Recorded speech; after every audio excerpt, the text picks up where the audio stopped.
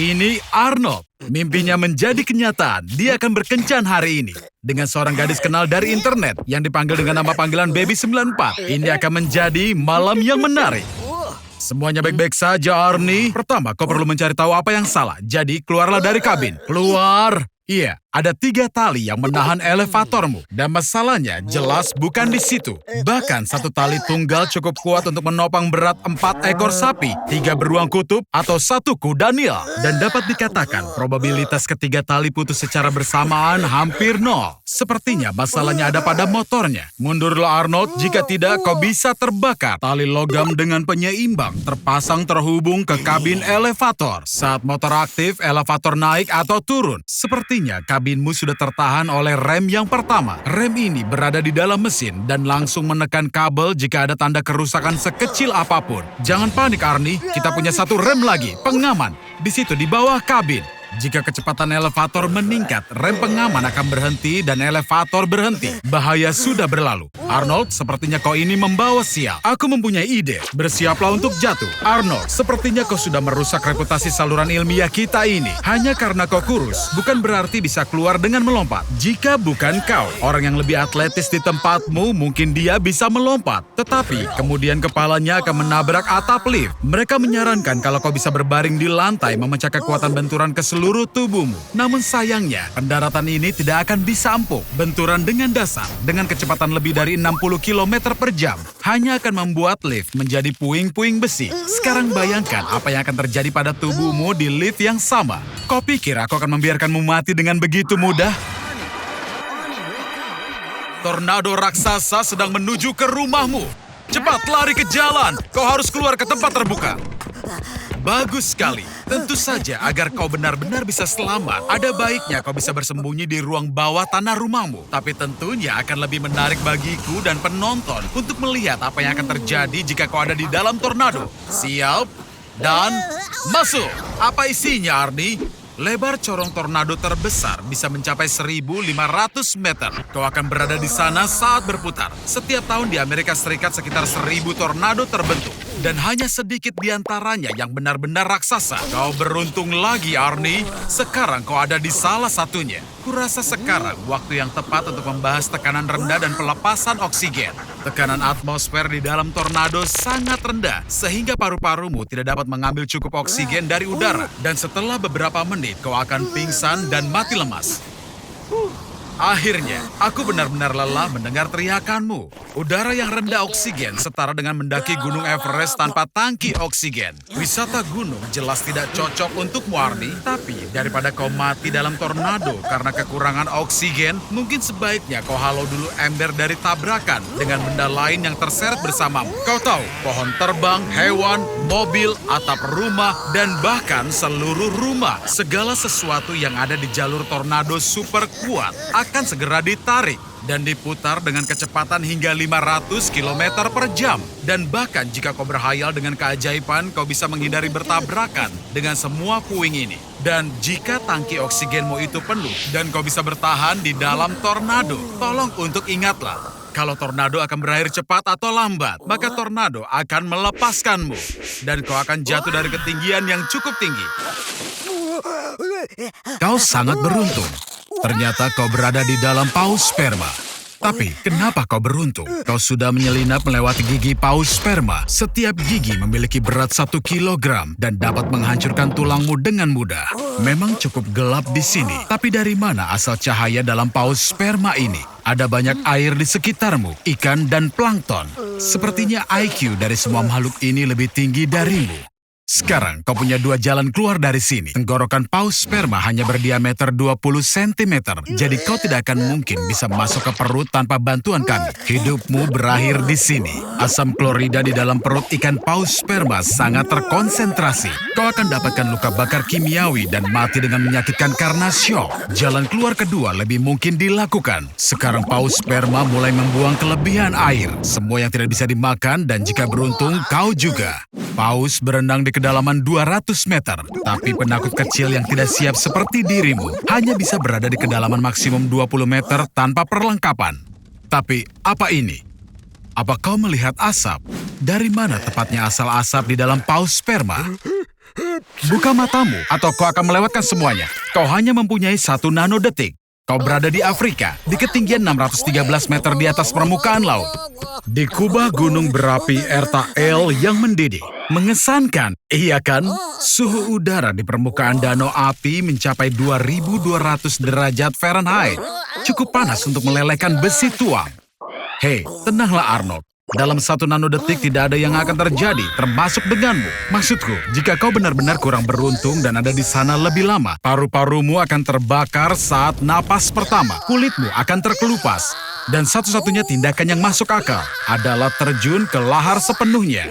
Sehingga kau pingsan karena kejutan rasa sakit. Dan dalam 90 detik, bangun di tempat yang lebih baik. Prospeknya tidak terlalu bagus ya. Jadi tetaplah di situ kawan dan...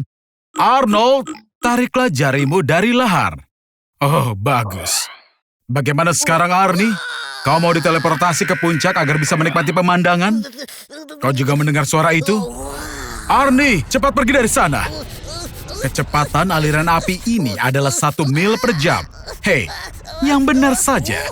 Dan kau ingin pergi ke Hawaii untuk berlibur? Jika terjadi letusan di sana, kau tidak akan bisa berlari lebih cepat dari aliran lava meski menaiki hoverboard. Dan ini adalah ikan favoritku. Aku memanggilnya Toby. Hari ini aku akan menukar pikiran mereka. Semuanya siap, Toby? Ayo kita mulai. Ayo lihat bagaimana jadinya. Arnold, jika ini kau meneguk 3 kali. Kini lambaikan siripmu. Baik, berputarlah. Lakukan salto. Ya, kini aku tahu ini jelas sekali kau. Toby, anak nakal. Nakal. Letakkan akuariumnya. Ups.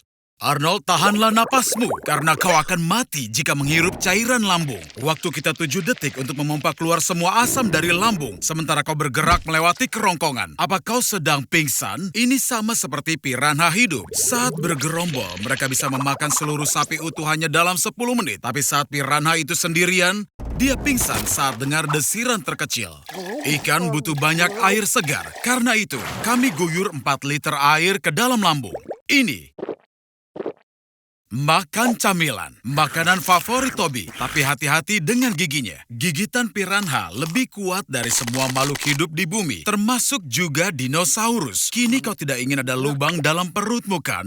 Sebenarnya, aku punya rencana. Toby, buka mulutmu dan coba dorong Arnold keluar. Arnold, berenanglah ke jalan keluar. Ayo kalian lakukan bersama. Arnold, tampaknya kau bingung antara jalan masuk dan juga jalan keluar. Matikan peta Google dan mulailah merayap. Toby, teruslah dorong untuk dia keluar. Kau tidak akan bisa keluar dari sana jika kering. Nah, di manakah aku menaruh kantong enema 5 literku? Oh, ini dia. Ini lebih baik. Sekarang kau hanya harus berenang 4 meter. Astaga, semua yang kau masukkan ke mulutmu. Aku tidak melihat Tamagotchi sejak tahun 1990-an. Airnya hampir habis. Mengayulah menuju cahaya.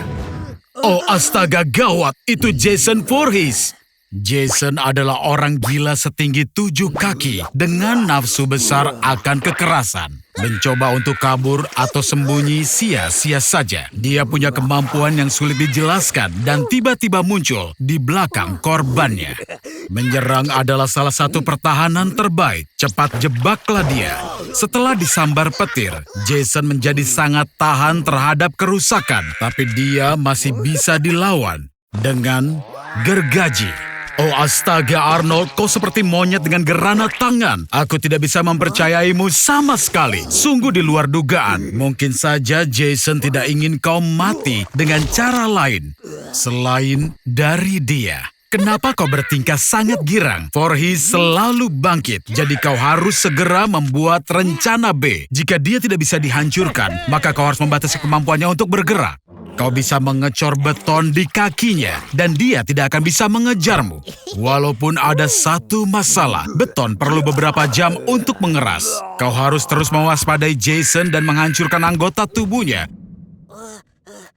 Jantung adalah pompa yang membuat darah bergerak ke seluruh tubuh dengan kecepatan sekitar 25 mil atau 40 km per jam. Jalur yang dilalui darah lebih dari 100.000 km panjangnya. Dan jika semua pembuluh ini dibuat dalam satu garis tali, ini akan mengikat dunia sebanyak 2 kali.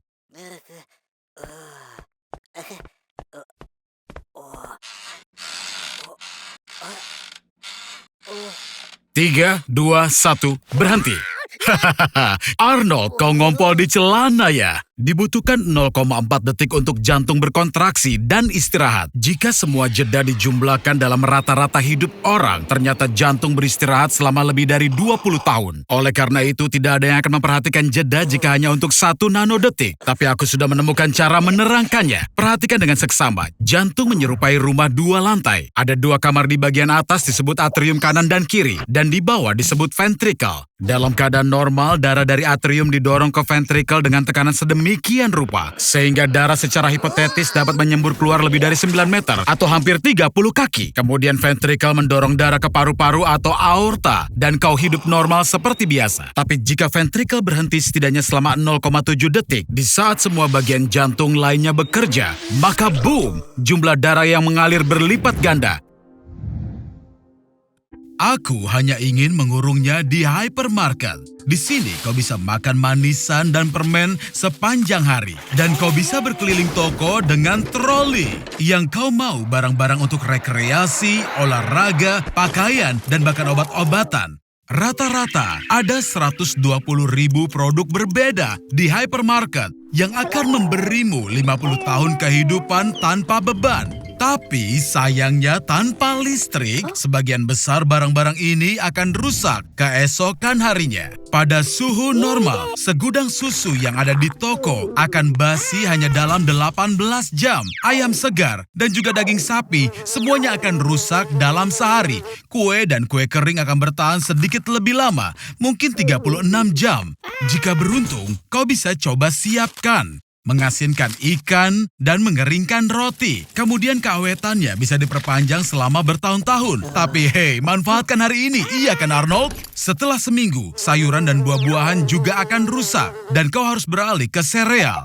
Tapi bahkan untuk itu akan menghabiskan persediaan air yang terbatas, yang bisa kau minum setidaknya selama 10 tahun. Kau bisa mencoba menambah dengan menyaringnya melalui batu bara dari perkebunan dan kemudian membersihkannya dengan perak. Oke, jadi mulai sekarang, makanan yang biasa kau makan adalah makanan kaleng. Rebusan daging sapi bisa bertahan hampir selamanya jika kemasannya tidak rusak. Dan acar mentimun dan tomat bisa menjadi tambahan sumber air. Jadi, 3 ton makanan kaleng yang ada di toko akan bertahan selama 8 tahun. Dan sumber makanan terakhir yang tersisa adalah banyak hal yang dapat digunakan untuk tujuan lain. Misalnya, kau bisa menyeka pantatmu dengan hampir semua jenis kertas. Kau hanya perlu meremas semuanya dan, ya, pakai saja. Seperti yang dilakukan oleh nenek buyut kita. Dan saat kau kehabisan uang tunai, kau bisa gunakan kartu. Arnold, ada apa denganmu? Apa perutmu sakit? Ini kesempatan yang tepat untuk menguji alat pengubah ukuran kuantumku dan mencari tahu dari dalam apa yang membuatmu sakit. Pakai helm ini, dan aku akan menghubungkan kesadaran kesalinan nanomu dan memasukkanmu ke dalam tubuhmu sendiri. Tapi lepaskan dulu celana dalammu. Ini adalah cara tercepat untuk membawamu ke tujuan. Kita mulai! Kau ingat Arnold, tadi kau makan burrito yang berisi telur cacing pita yang sangat cerdas. Arnold, lihat ini. Mereka membangun kota besar di dalam tubuhmu. Mereka bahkan membangun kebun binatang. Ayo kita cek kebun binatangnya. Ini adalah hari Senin, jadi ada diskon 50%. Oh, astaga. Ini adalah kebun binatang virus dan bakteri patogen. Aku salut dengan para penyusupmu. Flu Spanyol, wabah penyakit, Ebola, tuberkulosis, flu babi, dan flu burung, tifus, cacar, dan banyak patogen langka lainnya. Semuanya di satu tempat. Lihat, bahkan ada favoritku, virus Borona yang jarang dipelajari. Juga dikenal sebagai penyakit kuda sedih. Ini terutama mempengaruhi kuda, domba, sapi, kelinci, dan hewan lainnya. Arnold, aku tidak akan masukkan jariku ke sangkar jika aku jadi kau. Diduga, infeksi tersebut bisa menyebabkan skizofrenia. Arnold, sayangnya perutmu sakit karena parasit. Lihat, mereka membangun jalan raya di ususmu, taman air di kandung kemih, dan bahkan mencoba mendapatkan mineral dari hati. Jika mereka membangun pusat data di kepalamu, kemungkinan besar kau akan mati. Karena kepalamu sangat kecil, kau perlu mencari cara untuk mengeluarkannya. Lebih cepat, lebih baik. Jika kau buka semua sel dari kebun binatang Pandora ini, kemungkinan besar itu akan membantumu mengusir cacing. Ayo Arnold, lanjutkan. Lebih baik batuk akibat Ebola beberapa hari daripada hidup dengan cacing di dalam badanmu.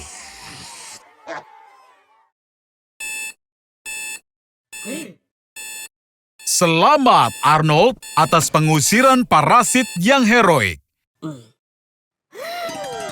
Arnold, selamat ya. Kau sekarang berada di pusat perang paling kolosal dalam skala yang lebih besar dari semua perang kemanusiaan. 10 kuadrilium semut berpartisipasi di dalamnya. Pernahkah kau melihat angka sebanyak itu? Dan angka apa yang pernah kau lihat?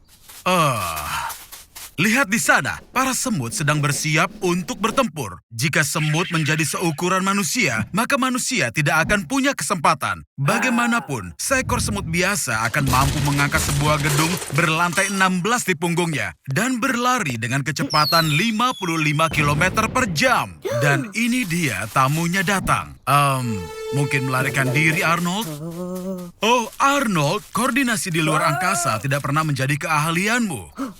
Meskipun lihat, kau membuat mereka berputar dalam lingkaran dan mengarahkan pemimpinnya ke jejak feromonnya sendiri. Jika ini terjadi pada semut, mereka akan masuk ke dalam jebakan maut tanpa henti mengikuti bau mereka sendiri. Pemimpinnya akan mengarahkan pasukannya ke dalam lingkaran sampai mereka semua mati kelelahan. Kau adalah pahlawan bagi semut-semut ini, Arnold. Mereka ingin mengenalkanmu pada Ratu Semut.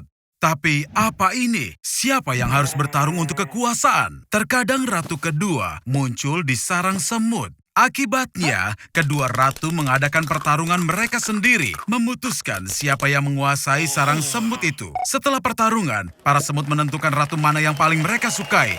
Wah, demokrasi sejati.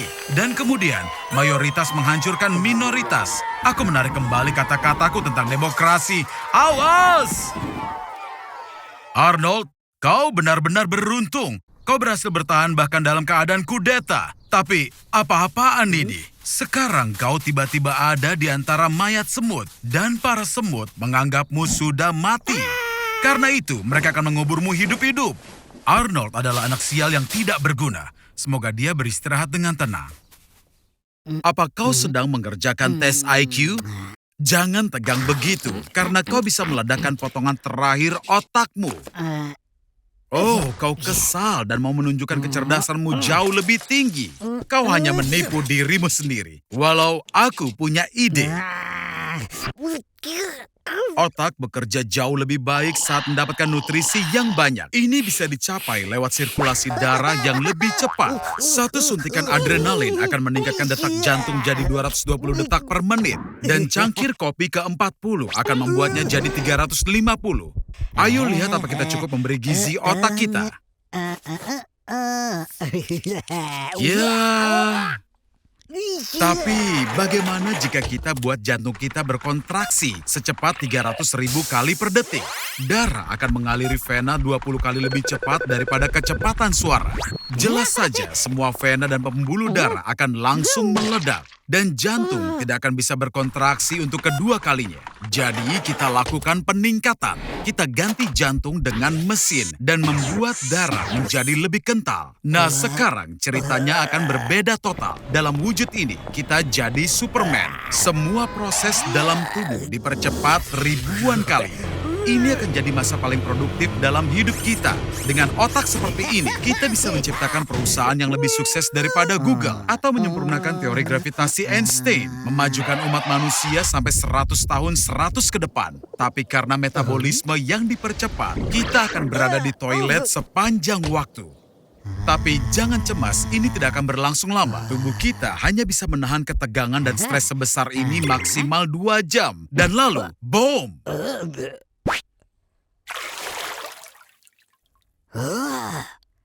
Hei, Arnold, kau lupa untuk ikut tes. Arnold! Ya, baiklah, terserah. Apa yang kau sembunyikan? Jangan bilang padaku. Itu burrito buatan sendiri. Apa kau membuatnya untuk para astronot? Saat ini roket telah berhasil merapat ke ISS. Siap-siap. Untuk membuka pintu, kau perlu mengklik tombol hijau. Dalam 3, 2, 1. Tombol hijau, Arnold. Hijau! Aku ragu ada astronot yang mau membantumu setelah kau meninggalkan mereka tanpa makanan. Kau punya cukup udara untuk 8 jam. Bagaimanapun juga, sekarang kau harus berusaha sendiri pergi ke ISS. Menggerakkan tubuhmu sia-sia saja. Bahkan jika kau berlari secepat Sonic, tubuhmu tetap tidak akan kemana-mana. Jadi, ini adalah beberapa pilihan agar bisa bergerak di luar angkasa. Pilihan pertama adalah menggunakan udara di tangki oksigenmu. Udara bergerak melalui tabungnya dengan kecepatan 50 km per detik. Energi macam ini hanya dalam 60 detik bisa membawamu sejauh 3 km. Tapi ini akan secara signifikan mengurangi pasokan udaramu. Jadi ayo lanjut ke pilihan kedua, burrito. Kau membungkusnya dengan kertas timah, dan kertas timah adalah reflektor yang sangat baik. Jika kau membuat layar dengan kertas timah, maka partikel cahaya yang dipantulkan akan mengirimkan momentumnya ke kertas timah. Dan dengan begitu akan mempercepat untuk melintasi ruang angkasa. Apa kau tidak dengar apapun yang kukatakan soal layar? Dasar anak sialan! Kita juga bisa menggunakannya. Gas keluar dari tubuh manusia dengan kecepatan 3 meter per detik. Dan mereka bisa mengisi 1 balon penuh dalam sehari. Kau hanya perlu memikirkan cara untuk mengeluarkannya. Arnold, apa yang kau lakukan? Berapa banyak burrito yang sudah kau makan? Tinggal sedikit lagi. Keluarkan! Dan ingat cara cinta kematian dan robot? Kau harus melepaskan tanganmu. Oke, atau hanya jarimu. Hanya tinggal 3 meter lagi. Lepaskan bagian dari baju dan lempar ke arah yang berlawanan. Ini akan mendorongmu maju.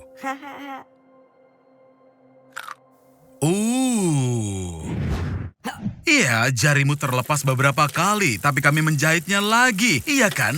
Jadi, pengirimannya ambil di mana?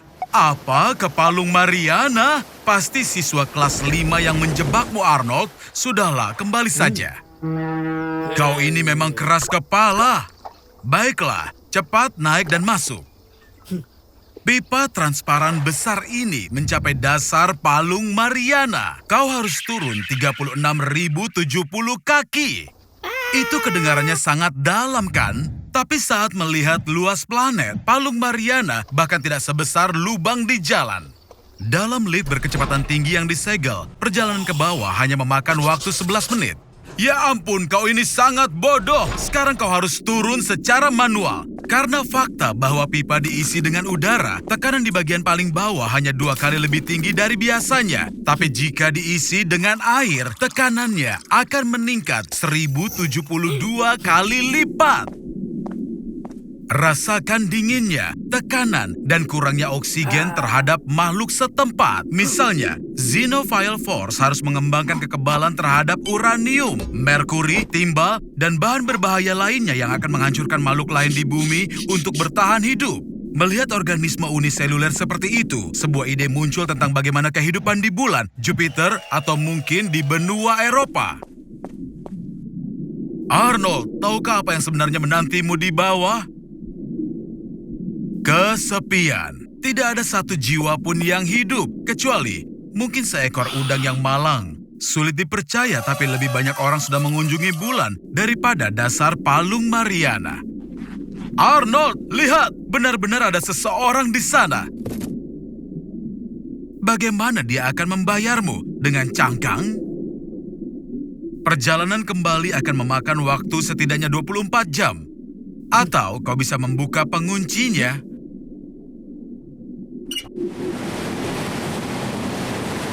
Kita sekarang berada di Portugal. Gelombang tertinggi di dunia terbentuk di sini. Mirip seekor cheetah tapi di dunia gelombang.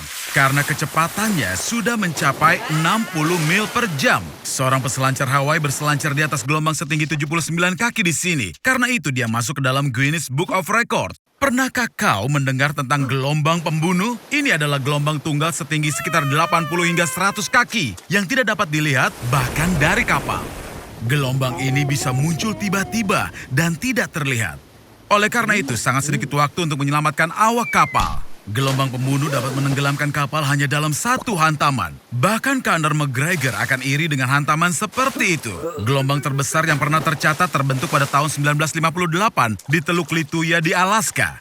Gelombang mencapai ketinggian 100 kaki dan menutupi pegunungan yang mendekati teluk. Akibatnya, semua vegetasi hingga ketinggian 1.700 kaki di atas permukaan laut hancur. Dan ini adalah ketinggian yang sama dengan 5,5 patung Liberty. Di pantai, alam akan mengisyaratkan akan datangnya tsunami. Hewan merasakan bencana datang dan mulai buru-buru ke suatu tempat atau berperilaku aneh. Burung membentuk kawanan dan terbang menjauh. Jika di darat, naik mobil, naik sepeda, lari. Minta bantuan King Kong untuk memberikanmu tumpangan. Disarankan untuk mencapai ketinggian 120 kaki di atas permukaan laut. Arnold, lebih baik kau pergi ke lantai teratas gedung Empire State. Ketinggian gedung pencakar langit tersebut adalah 102 lantai atau 922 kaki. Lift akan naik dengan kecepatan 700 kaki per menit. Jadi, kau masih punya waktu. Oh, iya, itu kalau memang mungkin. Jangan berteriak di bawah air, karena kau akan tersedak. Jaga dirimu untuk tetap sadar dengan cara apapun. Bersembunyi, mereka adalah tetangga dari bawah. Kau menenggelamkan mereka. Nah, itu dia. Aku harus pergi, dan kau akan memikirkan semuanya sendiri. Hei, dari mana kau dapatkan mobil ini? Arnold! Kau hampir membunuh burung itu. Sekarang kau harus panggil taksi untuk wanita ini. Untungnya itu hanya burung pipit, bukannya elang. Kupikir ponselmu baru saja memesan semua taksi di seluruh Amerika Serikat ke satu tempat. Di Amerika, sekitar 230.000 orang terdaftar sebagai supir taksi. Lebih dari setengahnya adalah supir Uber. Semua mobil ini antri dalam barisan. Tentu saja akan menciptakan kemacetan sepanjang 800 km. Tentu saja sepertiga negara bagian New York akan lumpuh. Tentu saja kau akan sulit bernapas di jalan karena emisi meningkat 2 kali lipat dari biasanya. Dan karena itu kau akan mulai batuk, merasa pusing, dan mungkin saja menderita stroke. Kau jangan berharap pada ambulans karena itu tidak bisa menyelamatkanmu atau 3.000 pasien lainnya yang memanggil ambulans setiap hari. Kau bisa ambil risiko dan naik kereta api bawah tanah ke rumah sakit. Tapi 6 juta orang yang biasanya naik mobil sudah ada di kereta api bawah tanah. Jadi hari ini akan ada sekitar 11 juta orang jahat, marah yang terlambat naik kereta. Hei, dia yang menyebabkan seluruh kemacetan ini. Kriminal sudah merampok separuh toko di kota ini karena polisi tidak bisa merespons kejahatan. Arnold, aku pikir sebaiknya kau sekalian saja pergi ke luar negeri. Ada tempat untukmu di pesawat manapun yang meninggalkan New York. Orang tidak bisa ke bandara dan pesawat terbang separuh kosong. Dan maskapai ternyata merugi lebih dari $10.000 per penerbangan. Apa Arnold selalu membayar hutangnya? Apa kau kaget karena kau satu-satunya penumpang di pesawat ini? Boeing 767 ini milik maskapai paling berbahaya di dunia.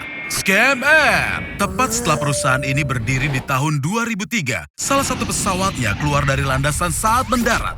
Banyak penumpang terluka, tapi untungnya semuanya selamat. Kemudian sekali lagi, setelah kejadian itu, salah satu pesawatnya menghilang dari radar setengah jam sebelum mendarat. Setelah 2 hari pencarian ditemukan menabrak gunung dan dari 104 orang di dalamnya hanya mikroba yang selamat. Aturan nomor 1 di pesawat, selalu kencangkan sabuk pengaman. Kepadatan udara terus berubah. Bayangkan saat musim panas, kau terbang di atas lapangan dengan angin hangat bertiup di pesawat. Kemudian tiba-tiba lokasi berubah dan kau mulai terbang ke atas danau yang dingin. Angin hangat tiba-tiba berhenti mempengaruhi pesawat dan kau mulai wih! Turbulensi mengguncang pesawat dan menurunkan sejauh 3 meter. Dan semua ini terjadi dengan kecepatan 800 km per jam. Dan jika tanpa sabuk pengaman saat manuver 2G, kau akan mati. Minimal tabrakan tunggal dengan kursimu atau mematahkan tulang rusukmu, memutar lenganmu, mematahkan tengkorak, dan kemudian, oh sial! Udara tipis yang keluar dari mesin menarik petir lebih kuat dari apapun di darat. Namun yang paling menarik adalah bahwa pesawat besar seringkali menciptakan petir sendiri. Dari ekor, pelepasan listrik ratusan ribu ampere menyebar ke awan. dan dari hidung ke tanah. Petir bisa memecahkan kaca depan dan mematikan semua elektronik di dalamnya. Pegangan, Arnold. Pendaratan bisa lebih buruk daripada di pantat jelek bibimu. Astaga, Arnold. Sepertinya kau akan bertemu dengannya untuk terakhir kalinya di pemakamanmu.